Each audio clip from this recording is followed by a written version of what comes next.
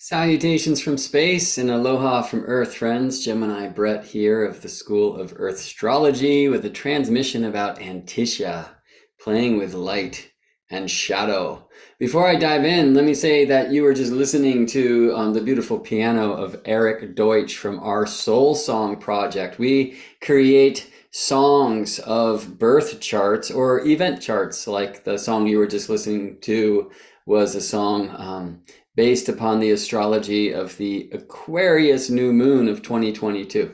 And you can hear all 13 of the 2022 new moon songs that Eric and I created together at that URL you see at the bottom of the screen, or just go to geminibrett.com and click the Moon Songs tab. You can order a soul song of your own birth chart or gift a friend at the Sessions tab of my website, geminibrett.com.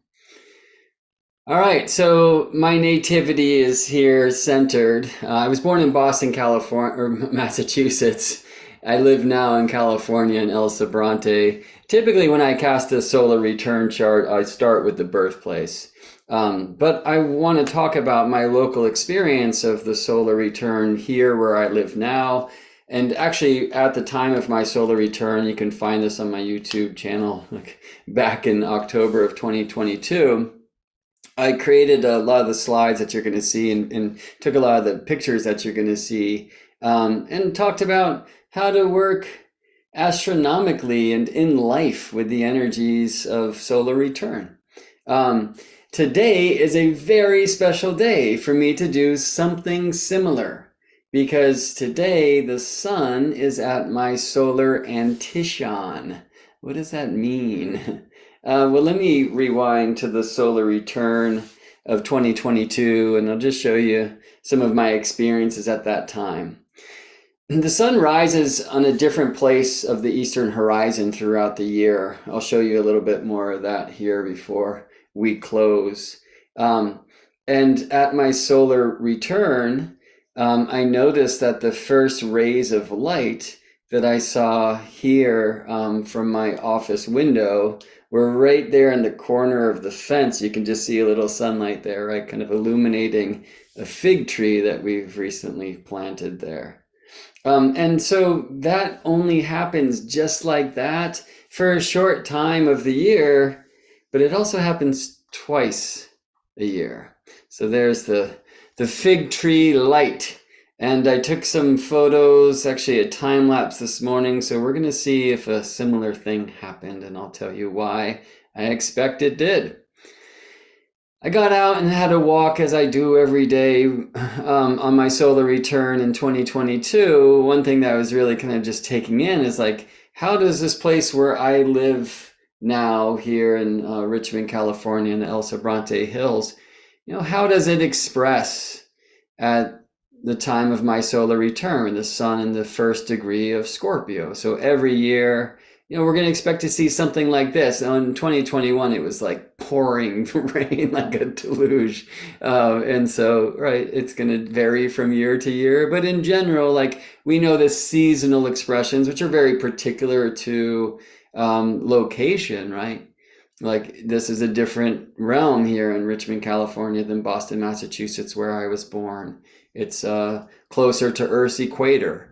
Not too much closer, but closer, right? West Coast versus the East Coast of this continent, right? So it's a different energy, but wherever you live, I really encourage you at the time of your solar return to get out and see what the sky does. Now, at 2022, my solar return moment was early in the AM hours. I didn't go, well, I probably did go out then, actually.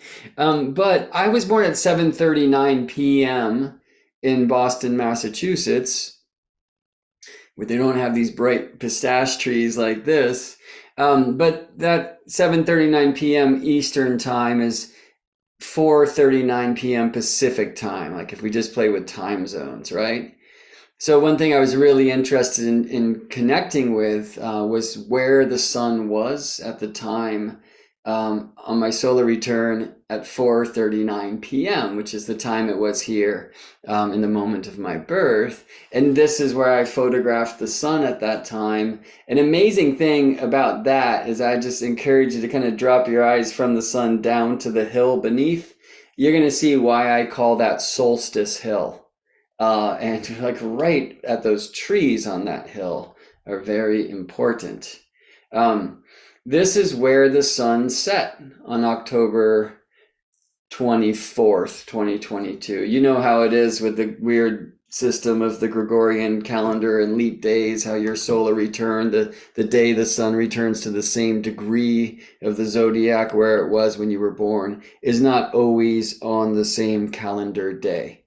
By the way, that's a different statement than the one that sidereal astrologers make, or even tropical astrologers who suggest you should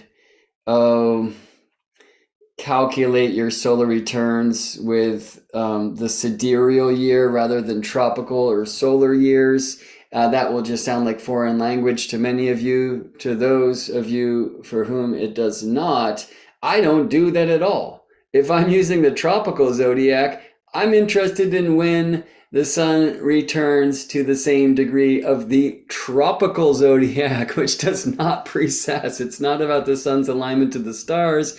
It's about the sun's alignment to Earth's spine, our rotational axis. And while, yes, that does change where it points in the stars, the tropical zodiac is not about the stars out there. It's about Earth and our star, the one we call sun. Every year on my solar return, the sun is going to set right there on Mount Tamalpais from this view. It looks like we have a guest who just photobombed the scene. He was in a tree that's kind of dimmed out in the lower left of that image. All right, where am I going from here? Right, just zooming in, there's where the sun set exactly. Now, if I have a solar return at 2:42 a.m., by the time the sun sets, and I think it was maybe 6 something p.m., I don't remember exactly, the sun has moved through the zodiac by more than half a degree, okay? So if my solar return, due to the weirdness of the truth that we have a fraction of days beyond 365 each solar year, if my solar return in another year, and it will be, is at sunset, the sun will set in a slightly different place than that. But for the most part, it'll be there. And today, I will photograph, clouds allowing, the sun setting in that same place. This is a Stellarium planetarium software. What an amazing gift, this open source software. I'm currently engaged, by the way, with the Stellarium for Astrologers series of instructional videos. I do it every couple years when I'm teaching astronomy for astrologers, as I am now. And yesterday I put up a long live stream. It's about 2 hours long, using Stellarium planetarium software and also showing relocated charts that kind of travel around the globe to show how our experience of the sky changes based upon where we are standing on Earth. Like, that's not just a seasonal thing. Like, the changing of the sky is what actually causes different experiences of the seasons at the same time during the year. So if you're interested in taking a deeper dive into astronomy for astrologers, check that out. And if you're learning how to use this planetarium software, check out that instructional series. I'll be adding to it throughout the weeks and months to come. It's such a beautiful and huge program. All right, so what you see here right in the middle of the screen, you see the W, that's west. And in the what's called azimuth, or you might know it as like compass headings, directions on the horizon, the convention traditionally is that north is 0 degrees, due east, therefore square to north is 90 degrees of azimuth, south 180 degrees, and west is 270 degrees. Before we get to 360 degrees, which is 0 degrees, right? The end is the beginning of the circle, which in the kind of the ancient or long-standing tradition of compass headings, the convention is to have north at 0. So west is 270 degrees. That's that 270 that you see right underneath the W here in Stellarium planetarium software, which is modeling sunset on that day of my solar return last year. Looks like maybe it was October 23rd, or you know what happened is my solar return was 2 something a.m. on the 24th. So the sunset on the 23rd was much closer to my solar return moment than the sunset on the 24th would have been, right? Like, it looks like 6:15 p.m. is closer to 2:42 a.m. than 2:42 a.m. is to 6:15 p.m. later on that same day, as we do days now. In astrology, we begin days at sunrise. So the sunset is actually at the same day as that 2:42 p.m. where I had my solar return or relocated solar return moment here in the year of 2022, here in El Sobrante Hills of Richmond, California. All right, so you can see at this time, thanks to Stellarium planetarium software, that the sun is right at the 255 degree mark. Again, in the convention, north is 0, east is 90 degrees azimuth, south is 180 degrees azimuth, west is 270 degrees azimuth. So 255 degrees is 15 degrees south or left of west, okay? Well, let me show you, speeding forward in time, where the sun will set on the local horizon today. And thanks again to Stellarium planetarium software, which helps me see this. Oh, I guess before we go there, let me tell you why I can expect for it to be in the exact same place. And this is called Antiscia, or really Antiscia. Scia is for shadow. And I think I'll show you a little bit more about that at the end of the flow. Why shadow? But for now, let's talk about the horizon. So I'm going to bring the summer solstice sun in. Now, of course, this would be the winter solstice sun in the southern hemisphere, right? When the sun ingresses tropical Cancer, it shines right above Earth's Tropic of Cancer, which is closest to me in California as far as where the sun can go, because the bounds of the sun are the tropics. Greek tropikos is turn around. When the sun gets to the Tropic of Cancer, it stops, that's solstice, the sun stops, and turns around and moves south for 6 months, crossing the equator at equinox time, and then getting down to the Tropic of Capricorn at the sun's Capricorn ingress. When the sun ingresses tropical Capricorn, it shines directly above the Tropic of Capricorn, which is the place of the sun's annual journey that is furthest from us in California, and therefore winter solstice, right? When the sun's at 0 Capricorn.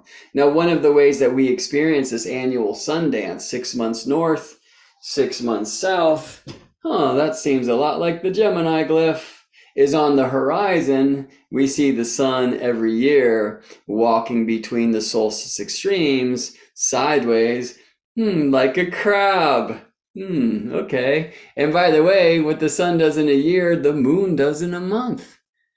So you might hear in that a little bit of why the moon, who's said to rule the sign of Cancer, and who certainly even more than the sun rules Earth's tides. Cancer crabs who live at the tidal zones, which walk like a crab sideways. Well, so does the sun at solstice time. Because when the sun ingresses Cancer, it has moved on the eastern horizon from its southern extreme for 6 months to its northern extreme. Eastern horizon is what's being shown here. On the western horizon, the same thing is true.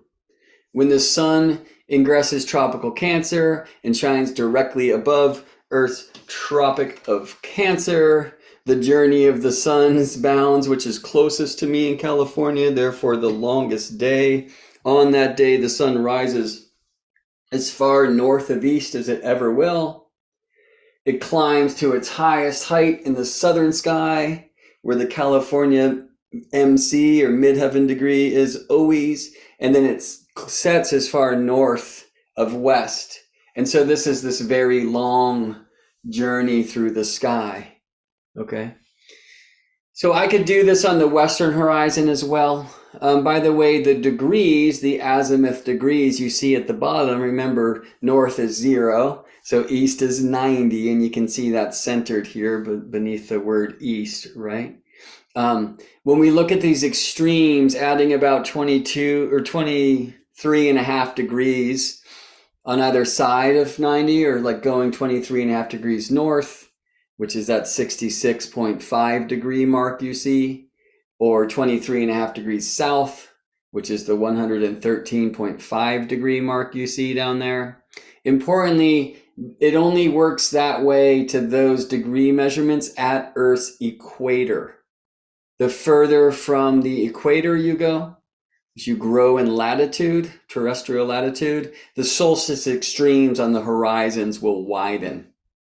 I live now at a place where it's about 30 degrees for the setting of the solstice sun from due west, or 30 degrees either north at solstice or south at south solstice, Capricorn solstice, of due east at sunrise. Where I used to live in Seattle, Washington, 36 degrees to either side of due east at sunrise for the solstice sunrises, and 36 degrees to the south for Capricorn sunset, south of west, or Cancer sunset, 36 degrees north of west in Seattle, Washington. Again, the further you go from Earth's equator, the more the solstice extremes will stretch on the horizon, and so will the seasonal experience as well.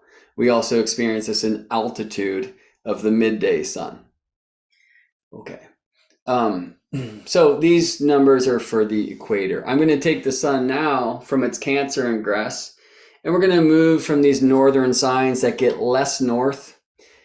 Cancer, where the sun's moving really slowly because it had just stopped in its daily dance on the horizon. Leo, and then Virgo, it's really picking up speed till we get to the equinox point. Okay. So the equinox sun rises due east and sets due west, at least the center of the sun. And so we have basically balance, as we know, at equinox time between light and day, hence the idea of balance in the scales for the Libra, right? This is all tropical zodiac. Yes, the zodiac, I will say, of Earth. So the sun does not stop there. It's actually continuing day by day quite quickly on its journey here in the eastern horizon, speeding through Libra, and then Scorpio slowing down. These are all southern signs which rise south of east. The southern extreme is the Sagittarius Capricorn cusp. Again, when the sun ingresses Capricorn, it shines directly above Earth's Tropic of Capricorn. It stops there, solstice, at the Tropicos turnaround, and then it slowly starts its northern journey, which it takes for 6 months through these southern signs that are less south every day. Capricorn, Aquarius, very quickly Pisces. The sun rises due east at equinox time, 0 Aries. Now northern signs, Aries, Taurus, slowing down through Gemini. Okay. So every day of the year, the sun will rise in a unique place on the horizon, climb to a unique altitude, and set at a unique place on the western horizon. Well, not entirely unique, because every day has an Antiscian, has a shadow pair. Why shadow? Because the midday sun, the height of the daily light, okay, that's the sun at the meridian or the sun at the MC on an astrology chart. Like in the northern hemisphere, anywhere north of the Tropic of Cancer, the sun souths every day. South of the Tropic of Capricorn, the midday sun norths every day. Between the tropics, it kind of goes either way. But either way, the midday sun will be on the meridian, the north-south line, and therefore the shadow will be on the meridian also. So one of the ways that we've kept time as far as where the sun is throughout the course of its yearly journey is to measure the length of the midday shadow. The summer solstice sun is highest, right? And therefore the shadow is shortest on that day, the midday shadow, which will point on the north-south line, the meridian line. The winter solstice sun is lowest at midday, the longest midday shadow, do you see? So you can also measure the shadow, which 6 months will get longer and 6 months will get shorter. The Gemini glyph once again, but the Cancer glyph is the sun walking 6 months north, stopping to turn around and walking 6 months south. This is on our horizons, you see. Where I live, the sun's Cancer ingress is in this, what I call the eucalyptus goalposts over there. That's as far north of west that the sun will set from where I live. Fun fact is there are 2 Scorpio sun signs in this house, my partner Scorpiana and myself. And I'm going to show you some images of Scorpio sunrise, well, of the Antiscian of Scorpio sunrise from our window. Where we cannot see the Cancer sunrise. Cancer sunrise just rises too far north and climbs up above our window. We see the light, but we don't see the sun itself. We have one Cancer sun sign, which is why I mentioned the sign of Cancer in the house. And to see the Cancer sunset, like this image I've taken here is from his window because he lives on the northwest side of the house, and I need to be there if I want to see the sun setting in more than half of the signs of the zodiac. I get a bunch of it here through this window where I am in this office, right? But this photo, and I've been taking a photo of the sun's ingress into every tropical sign throughout the course of this year. Actually, I only did half a year because I only have to do half a year, but I still am putting together those images so you can really see the sun on the western horizon between the solstice extremes, okay? So I started actually at summer solstice with the sun setting into those eucalyptus goalposts, and from there the sun slowly starts moving through the degrees of Cancer, which are actually in the same place on the horizon as the degrees of Gemini. The difference is Gemini is taking us to the extreme, right? Through the vehicles of why, how, who, what, what's over there, right? And Cancer's like, dude, go home, right? Like that's too extreme, it's too eccentric, that's too wild. Get back to the cardinal, okay? So Gemini takes us to the northern extreme, whether we're looking at the sunrise at the eastern horizon, or moonrise at the eastern horizon, or moon set on the western horizon, or sunset on the western, or Jupiter set, okay? Only the sun is tied to the ecliptic, to the heart of the zodiac. The moon can get a little bit more extreme. I'll say another word about that as we end this flow in not too long. So at the northern extreme, the sun starts walking every day. The sunset a little bit less north, right, or further south, coming back towards due west. So we move through the degrees of tropical Leo and tropical Virgo, tropical Libra, tropical Scorpio, and then tropical Sagittarius, taking us to the solstice extreme. Remember when I told you to take a note of that hill beneath the sun in that photo that I took? Because that place I call Solstice Hill. There's a tree on that hill I call the birthing tree, because from the longest night, talking northern hemisphere, right?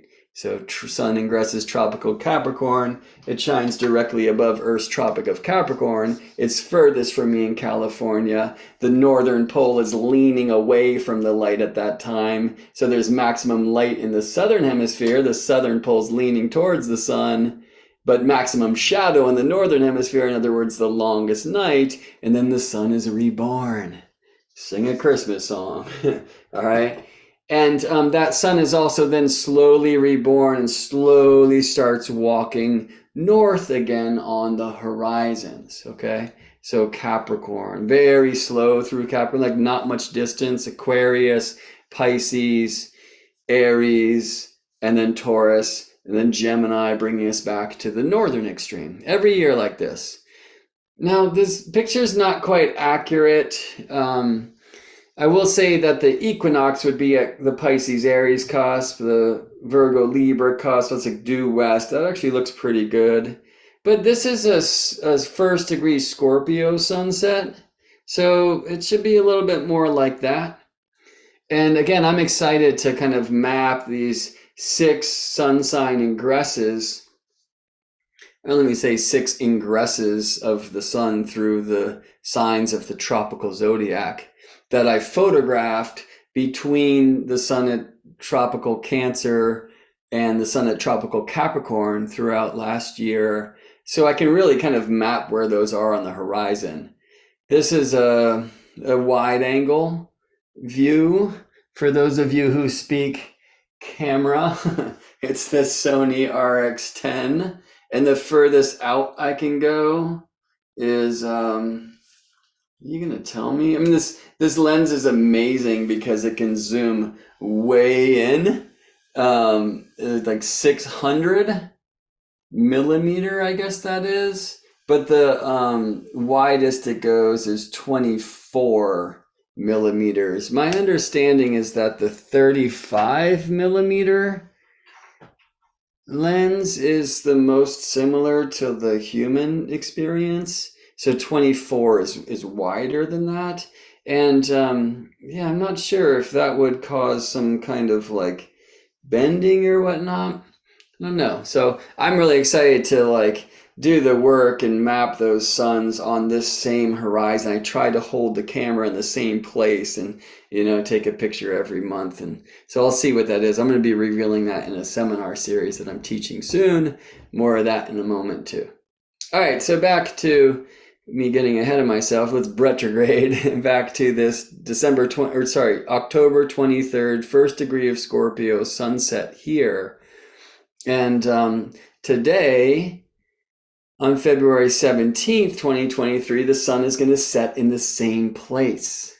Now, it'll be slightly different, again, because the solar return was at 2:42 a.m. October 24th, as far as our current timekeeping thing goes. And I think the sun will match the Antiscia of that point.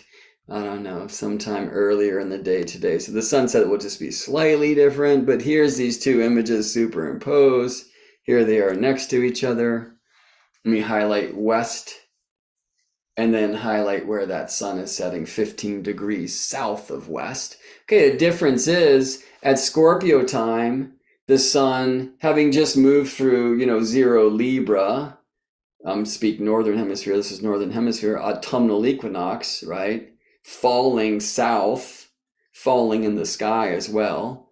So Libra is getting south, and then Scorpio further south, and then Sagittarius to the southern extreme, stop and turn around, and then Capricorn getting less south, actually then Aquarius getting less south.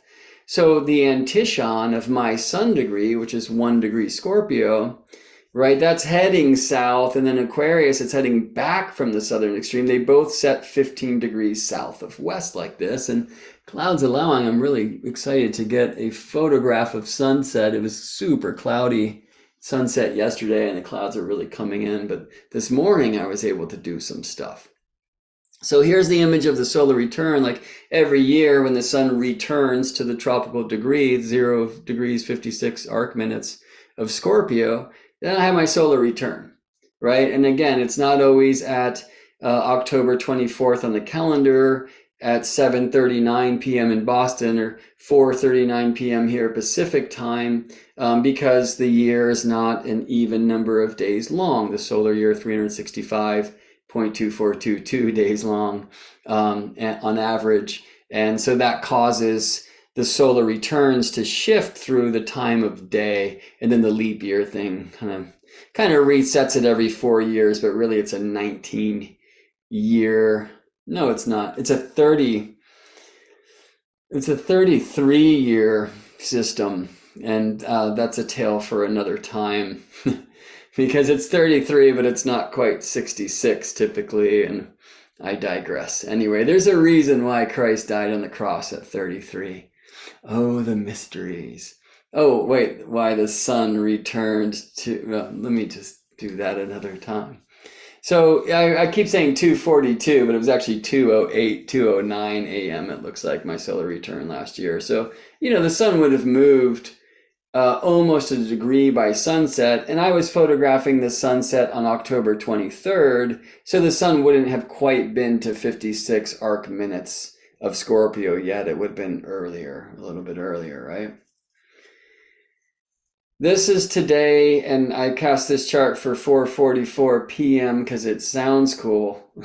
But most importantly, because look at the degrees in the arc minutes, okay? What's 2904 plus 56? And the answer, or 2904 plus 056? What is 29 degrees and 4 arc minutes plus 0 degrees and 56 arc minutes?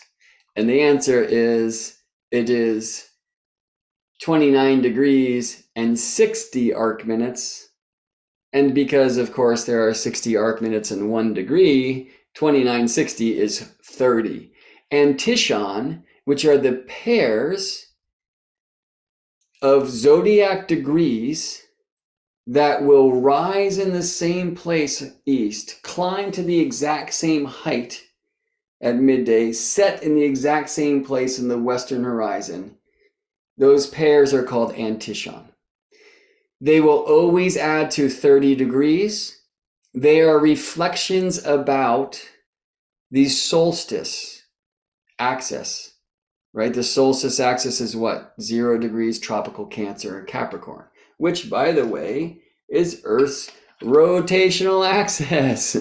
Defines the cardinal directions, leans in every moment towards tropical 0 degrees tropical Cancer.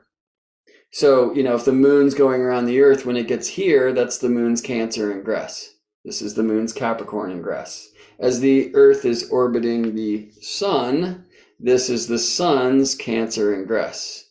This is the sun's Capricorn ingress. Aries, Cancer, Libra, Capricorn. Of course, we need to be spinning in that 365 and about a quarter times as we do that, right? Easier to talk about the moon. Although, I don't know. This would have to spin like 27.3 times as the moon is going from 0 Cancer back to 0 Cancer. When the moon's in 0 Cancer, it's rising also at its monthly northern extreme, reaching the highest height in the northern hemisphere, and then setting at its northern extreme on the western horizon. Just like the sun does throughout the course of the year, the moon does this every month. It just actually takes it to further extremes. I'm going to take us for a bit to Stellarium software right now. This is right now, 10:35 a.m., February 17th, 2023. The Stellarium is cast for El Sobrante, California, where I live. And I'm going to rewind Retrograde. Let's bring it back to sunrise. Okay. And in fact, before I do, let me do this. Is it 6? Now I have to highlight the sun. Okay, that's sunset. There we go. So what I want to show you, the Stellarium is letting me just hit this keyboard shortcut and move from midday one day to midday the next day. Here's the sun at 0 Aries. You can see the Aries glyph. Let me go a little, see that right there? So now the sun's at 2 tropical Aries, which isn't the constellation of Aries. All right, let me even take some of that art away so we don't get too confused here. Signs and constellations are very different things, especially when we're speaking about the tropical zodiac. All right. Importantly, the celestial equator is at a fixed altitude for a particular location. I spoke about this in my long live stream yesterday, by the way, where I did some globe trotting in Stellarium. I highly recommend you check it out. Where I live in El Sobrante, just like Athens, Greece, I'm 38 degrees north of Earth's equator. That means that the north celestial pole, where Earth's axis is pointing in my local sky, and the star Polaris, North Star in our day and age, is 38 degrees above the horizon in the north. This I call the latitude principle. The altitude to your north, to your celestial pole, that'll be the south celestial pole for folks who live south of Earth's equator. The altitude to your celestial pole is equal to the latitude of your location, the terrestrial latitude of your location. All right. When we look the other way from the celestial pole in your sky, which is where you're going to find the celestial equator, and that is the Earth's equator projected into space. It is the plane of our daily rotation. Its altitude at its highest altitude above the ground, which where I live in California, in all locations north of Earth's Tropic of Cancer, is 38 degrees subtracted from 90, from the zenith overhead, right? So 90 minus 30 is 60. 90 minus 38 is 52, okay? So this is 52 degrees of altitude. Now, that is fixed for the celestial equator, but let me just go to midday. That's the sun at the meridian the next day. The day after, well, you know how this works. Let's just talk northern hemisphere. Here's the sun moving through Aries. I'm just at midday every day, okay? And the sun through Taurus into Gemini, right? And here we are at the sun's Cancer ingress. That's summer solstice. That's the height of the light, right? So let me just continue on. Now we go through the sign of Cancer and Gemini here into Virgo already. So hold on. I spoke that wrong. Cancer through Leo. 0 Virgo in our day and age is marked by Regulus here. All right, so I'm at about 10, 15, 11 degrees Virgo there. Here's the sun moving back to the equator. The equinox points, 0 degrees tropical Libra, are where the ecliptic, the path of the sun, the heart of the zodiac, and the equator, Earth's rotational axis, cross. It's the very real tropical astronomy, friends. Let's keep going. So here's through Libra. It's 24 Libra at Spica, into Scorpio now, into Sagittarius now.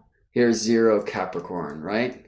So the lowest sun of the year. Then I'm going to climb back up through Capricorn. I'm coming into Aquarius there, okay? That's something similar to where we are today. I think maybe right there just for next year. So let me hit the convenient 8 key in Stellarium, which brings me to right now, all right? And if I move forward in time, you're going to see the sun come up to this particular altitude. All right, you know what I think I'm going to do is I'm going to put this clock right underneath that. Because what I want to show you is that at this time, with the sun at this particular, we call parallel, and it's just beneath, what am I seeing in this parallel? It's hard to see the numbers on the side of the screen. This is 20 degrees parallel up here. And then These are called declinations, by the way, measurement north or south of the sun. This is 10 degrees north. This is 10 degrees south. So the sun here is at about 11 degrees south. It's a little bit more. We're going to see that on the Astro Gold. All right. Yeah, I guess I'm just going to leave this clock here. It's like, just remember that the sun is going to it's going to culminate right at the bottom of this clock, because the culmination happens at the meridian midheaven. That's midday, when the sun here in California every day souths. Let's go back in time. Retrograde back to sunrise. Okay, so what we're going to see, remember we were looking at the sunset, and we're going to get there, was like 255 degrees azimuth, or 15 degrees to the south of west. But that means the sun is rising 15 degrees to the south of east. Southern signs like Aquarius and Scorpio rise south of east, set south of west. And in the northern hemisphere sky, that's the low or short trip. The north trip is the long trip, rising north of east, setting north of west, because north of east through the south to north of west is a much longer journey than south of east to south of west, you see? So we know that Aquarius today, tropical Aquarius, tropical Scorpio, these are signs of winter and autumn respectively, where we have longer nights than daylight, right? Because the sun is taking a short trip above the horizon. All right, so here we see the sun rising at 105 degrees azimuth. It's 90 plus 15. That's 15 degrees to the south of east. All right, you move this through time, and we're going to see, like, here's Capricorn, where Capricorn culminates super low, the lowest winter solstice up here in California. Aquarius culminates at a much higher height. I mean, this is just about Pisces, right? The sun's at 29 degrees Aquarius and change. There's the culmination, midday, and now the sun's on the western side of the sky. The western side descends, right? The meridian separates eastern, which goes up, from western, which goes down. And we're seeing much higher degrees culminating here in this moment, and then we're going to see the sun set there on that 255 mark, which I've shown you before, right?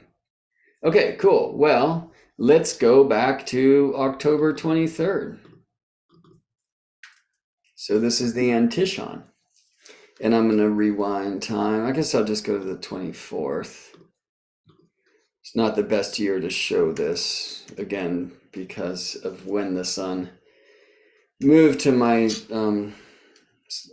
natal degree. Yeah, in fact, you can see the sun here. Well, I'm back on the 22nd, aren't I? Here's the 23rd. And the sun's rising at that 105 place.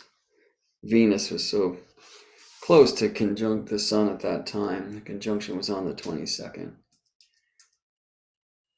First conjunction of Venus and the sun in tropical Libra in our lifetimes. And then we had a solar eclipse on the 25th. It's quite a solar return time last year. Oh, look at where the sun's culminating. Right at the bottom of that clock, right? That's why I put it there, so you could see how the sun on this day, today, the last degree of Aquarius, takes the same path through the sky, no matter where you are, at the time of the year when the sun is in the first degree of Scorpio. Thank you, Stellarium software. So you'll see here, as Astro Gold astrology software lets me get a little more information about the sun on these 2 days, right? So the very middle chart is my nativity. The middle is my solar return in 2022. And then the outer, with the sun up high in Aquarius, is the Antiscia today. So it's actually 290351. If we get all the way into arc seconds, that is the Antiscia of my sun, 0 degrees, 56 minutes, and 9 arc seconds of Scorpio. Let's make this easier for the math. Okay, let's talk about 29 Aquarius, and 1 Scorpio. So 1 Scorpio is how long before 0 Capricorn? Go from 1 Scorpio, add 29 degrees, and now you're at 0 Sag. Do you agree? 0 Sagittarius. Add another 30 degrees and you're at 0 Capricorn, okay? So in other words, 1 degree Scorpio is 29 and 30 degrees, or 59 degrees before 0 degrees Capricorn. What is 59 degrees after 0 Capricorn, the solstice axis? Well, 30 degrees from 0 Capricorn is 0 Aquarius. 30 plus 29 is 59. So from 0 Capricorn to 0 Aquarius plus 29 is 29 Aquarius. 29 Aquarius and 1 Scorpio are reflections about the solstice axis. Okay, if we do 20 Capricorn, 20 degrees after the solstice, the Antiscia is 10 Sagittarius, 20 degrees before the solstice axis. If we talk, name one. 13 Virgo, great choice. 13 Virgo is, let's go from 0 Cancer. We go 30 degrees to Leo, another 30 degrees to Virgo, so that's 60 plus 13, okay? So we're talking about 30 plus 30 plus 13 is 60 plus 13 is 73 degrees. 13 degrees, tropical Virgo, is 73 degrees after 0 Cancer, the solstice point. Well, what is 73 degrees before 0 Cancer, the solstice point? And the answer is 17 Aries. Something broke there. No, it didn't. But I see I cheated because I just did Antiscia math, right? Let me show you this again. These are the Antiscian, as far as signs go, the pairs of Antiscia, right? Think about it. Like Gemini is taking us to the solstice. Cancer is bringing us back from the solstice. Leo is getting further from the solstice towards the equinox. Well, it maps the same territory on the horizons as Taurus. The difference is Taurus is leaving the equinox and going to, and then Gemini takes us to the solstice. Cancer takes us from the solstice, and Leo takes us back towards the equinox, right?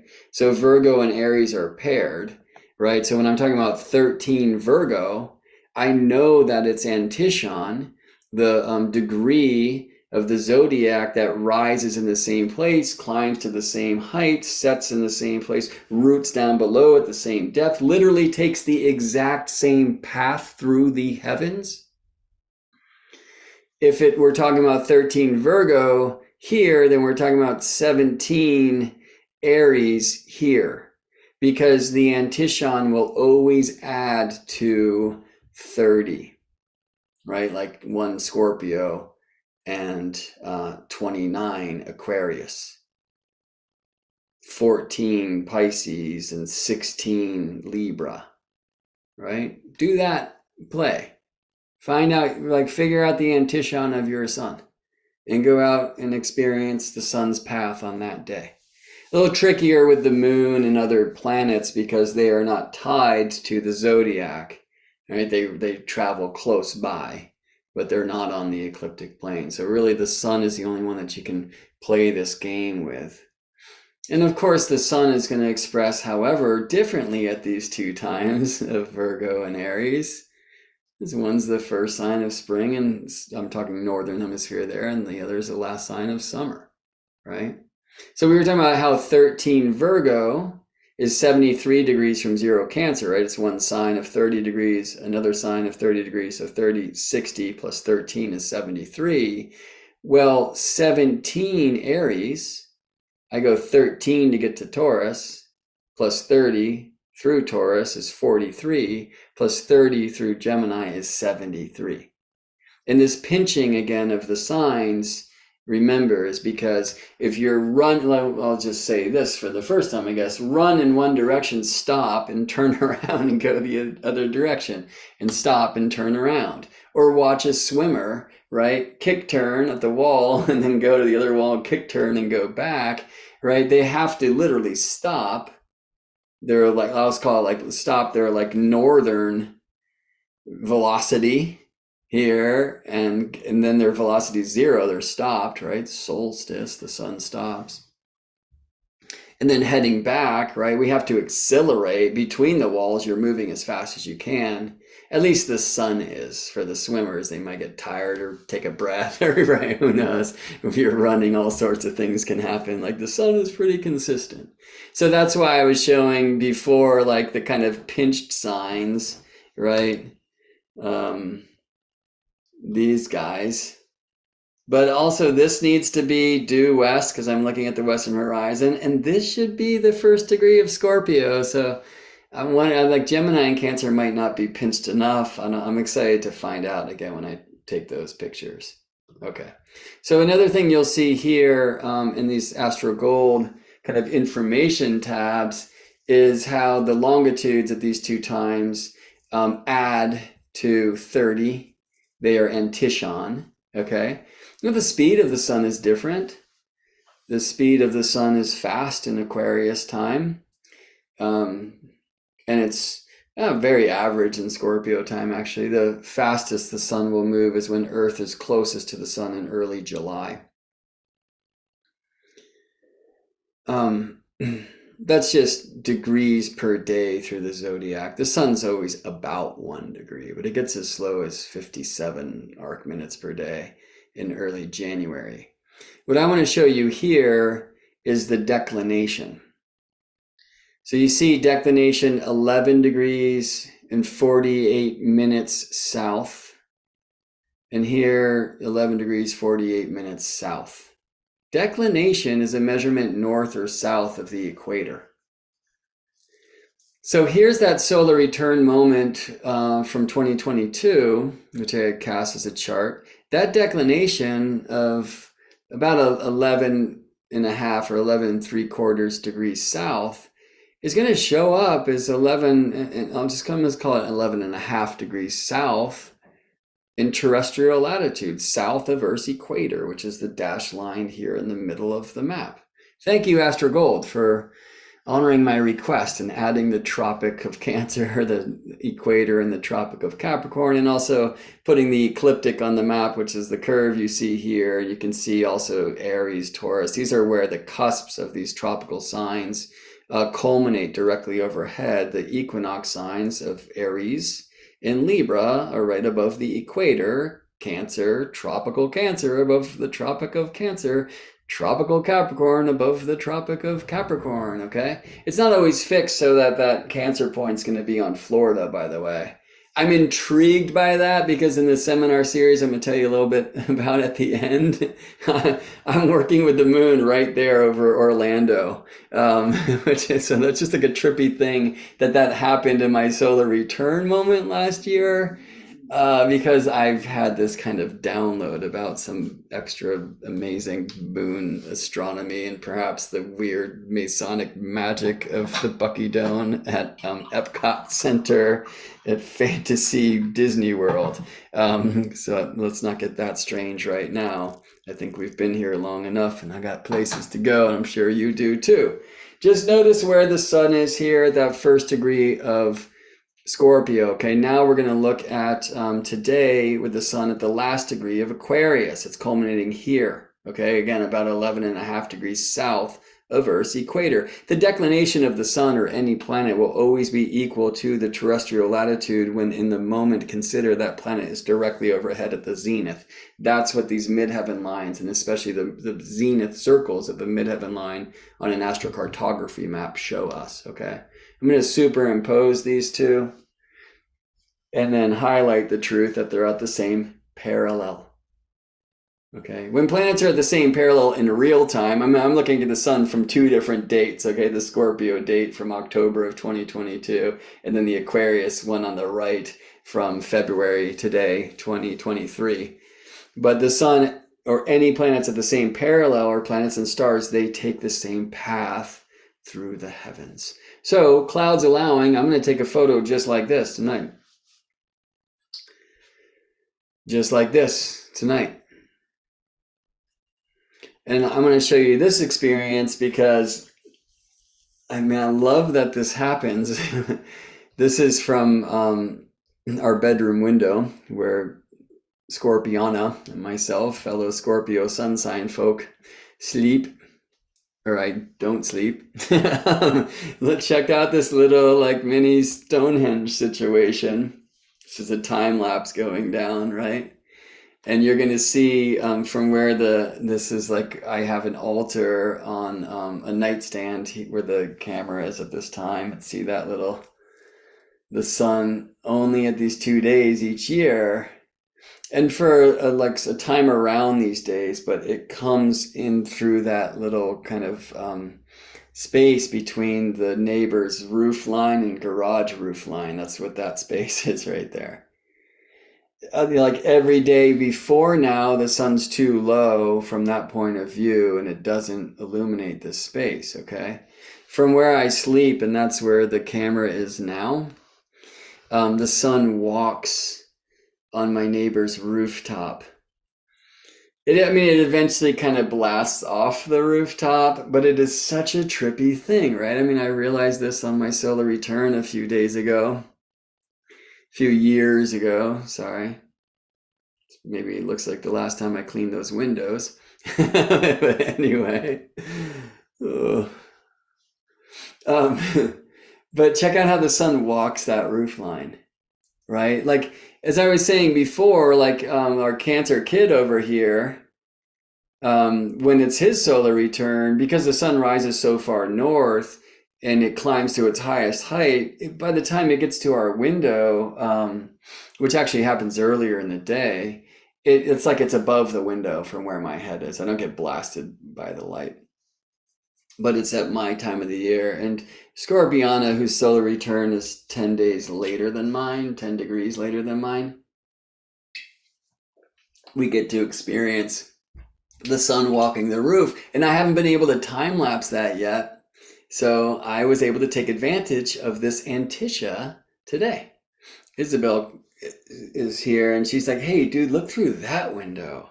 Well, I looked through a window on the same wall of the house. And there you go. This actually, I believe, yeah, I can see by the red on the pistache tree down here that this is actually that photo I took on my solar return in 2022. I should notice also from the figs leaves. Here's this morning, before any light is touching any part of the yard. You can see a little bit of light on the hills over here. Right? And I should have rewound this a little bit, can I? Yeah, look. See, you get that first light in our yard and that same corner of the fence. It'll be like that tomorrow and for a few days, but then not at all. The sun's it'll illuminate different parts of that fence throughout the year. A little bit further into the day here.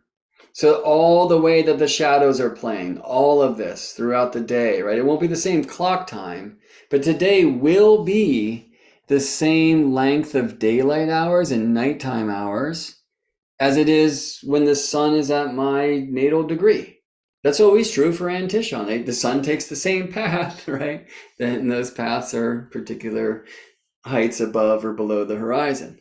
So zooming in here, the state of the apple tree, which is this little guy in the middle, we're really trying to motivate. And then look at the fig tree in the corner, like no leaves, right? There is a significant difference between Aquarius and here Scorpio time. Yeah? So while we have these Antiscian, these kind of solar pairs, they're still quite different. When you go 25 Gemini and 5 Cancer, yeah, it's pretty much the same. But 1 Scorpio and 29 Aquarius, rather different things. Much of what I'm doing here is also me preparing not only for the Astronomy of Astrologers class that I'm currently teaching, and please sign up at my mailing list, GeminiBrett.com, if you'd like to know more about those offerings in the future.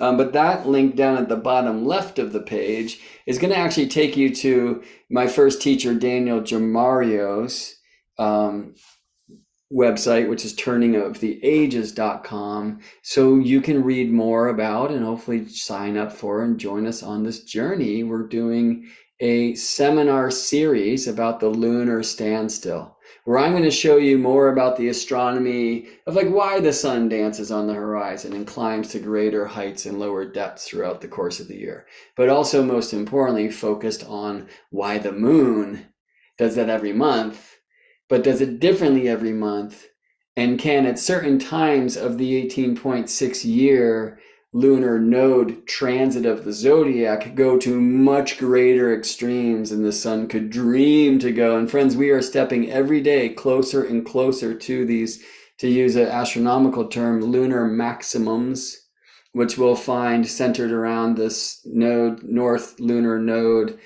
0 tropical Aries alignment in early 2025. And we're going to go to several sacred sites around the world where actually Daniel's been to experience the lunar phenomena that's alive and is awakened there every 18.6 years. Places like Callanish in Scotland and Chimney Rock in Colorado. I'll be showing you a bunch of others, and including why I find that Disney World has this very amazing and I think kind of new way of a new kind of archaeoastronomical way of seeing sites built to, I don't know, revere, maybe anchor the magic of this cycle. So that's the most important thing of the seminar series, is we're going to help you align yourself, know when to go, and open yourself to the beautiful magic of the lunar out of bounds lunar standstill expressions. The seminar series is $144. If you're in my school or in Daniel's school, 108. All right, so make sure you use the discount links we've sent you if you are. And I hope we will see you there. We just did on February 15th a preview of the series. It was a couple hours long. It was brilliant. I transmitted it live right here on my YouTube page. So you can go look through the catalog of my videos. If where you're looking, if the live videos are separated from the pre-recorded ones, go to the live videos, and you can see on February 15th this free preview of the seminar series. I can't wait for this. It's a really exciting opportunity to teach about the power of an astronomical and very powerful astrological truth of the moon and the sun, moon, and earth that I find very few astrologers are aware of. And I also find very few astrologers work with or understand Antiscia, Antiscia, and contra Antiscia, which we didn't speak about today. So hopefully this has helped kind of fuel that rocket ship for you.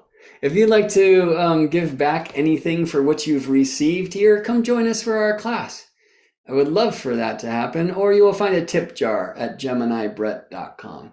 However, that being said, your present is the greatest present. Your presence is the greatest present. Your present is the greatest presence. Thank you for being here, friends. I'll see you in space.